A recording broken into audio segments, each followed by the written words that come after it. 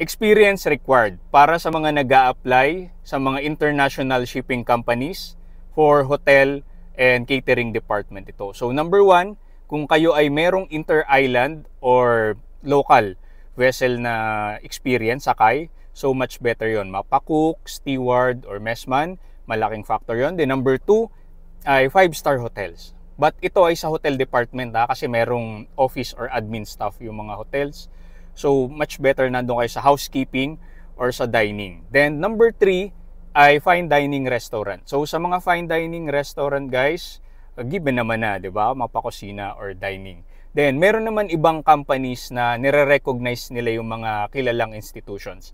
Like, for example, mga golf clubs, malalaking catering companies. So, minsan, no-honor nila. Depende sa companies. Kung meron kayo nung 2 out of 3 or 3 out of 3 na experience na yon, then may malaki kayong edge sa mga kakumpetensya nyo. But you have to be mindful sa age limit, okay? Yung mga shipping companies, meron silang age limit. So, and yung pinaka-staying na recommended is 12 months to 1 year. Okay? Ang 6 months kasi is probation siya. But 1 year, pinapakita nyo yung inyong staying power sa company. So, I hope this helps and kita-kits tayo susunod.